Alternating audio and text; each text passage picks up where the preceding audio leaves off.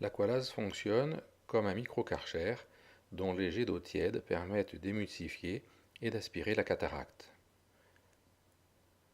Après avoir fait une micro-incision latérale, on injecte un gel visqueux entre la cornée et le cristallin afin de pouvoir travailler dans cet espace sans abîmer la cornée.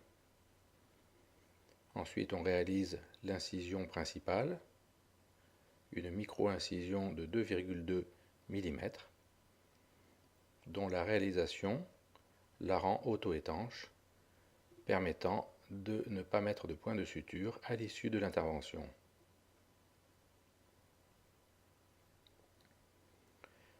Puis est réalisé le capsulorhexis, c'est-à-dire la découpe circulaire de la capsule antérieure du cristallin, ce qui va permettre l'accès aux structures internes du cristallin qu'il faut enlever.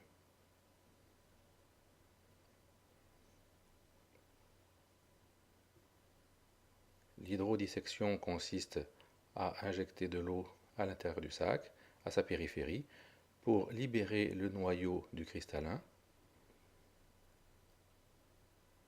dont on s'assure la mobilité.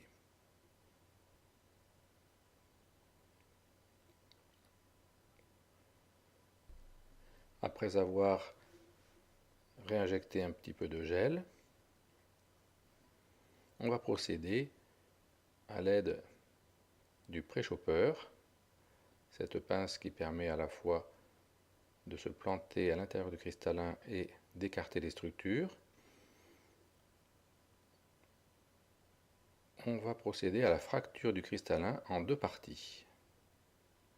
L'intérêt de cette technique est d'éviter de faire cette fracture à l'aide d'ultrasons, ce qui occasionne une dépense d'énergie dans l'œil inutile.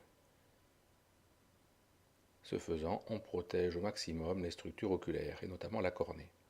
Maintenant que le cristallin est cassé en 4 cadrans, on va pouvoir les émulsifier et les aspirer à l'aide de la sonde d'Aqualase. Voilà le premier cadran qui est aspiré.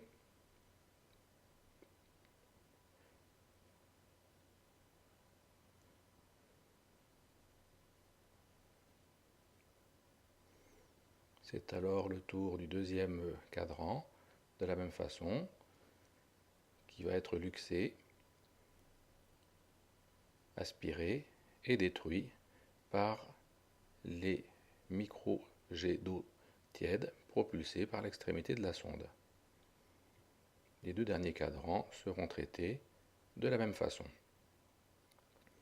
L'intérêt de cette technique est qu'il n'y a aucune vibration dans l'œil et un respect total des structures oculaires. C'est la technique actuellement qui a notre préférence pour les 2/3 des interventions de cataracte, car c'est la technique la plus douce.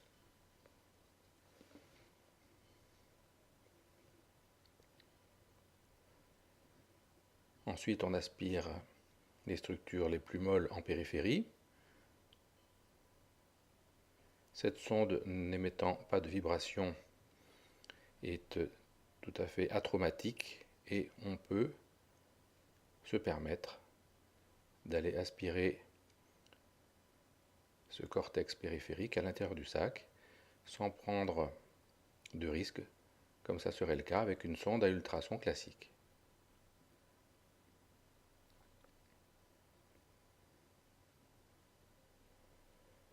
Les dernières particules vont être extraites à l'aide d'une autre sonde qui, elle, ne fait qu'aspirer à travers un petit orifice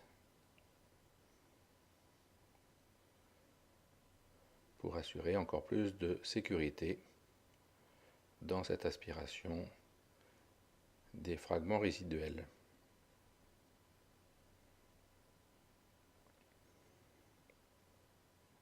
On nettoie bien le sac capsulaire qui va servir de support à l'implant au cristallin artificiel que l'on va maintenant mettre en place.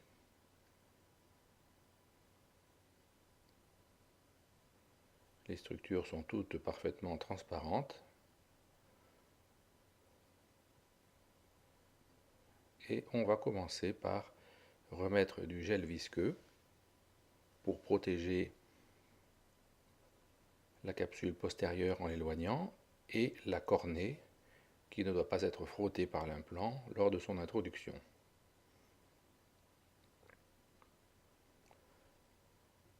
On saisit alors le cristallin artificiel que l'on va mettre en place dans la cartouche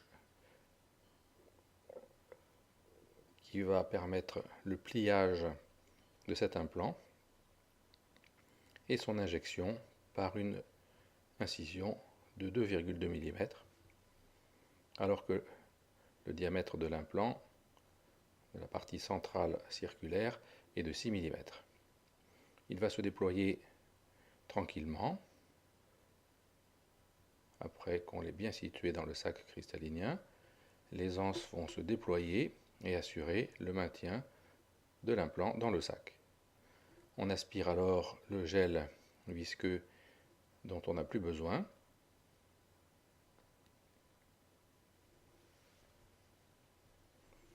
Et l'intervention est donc terminée. Il ne reste plus qu'à s'assurer de l'étanchéité de l'incision en injectant un petit peu d'eau dans ses berges.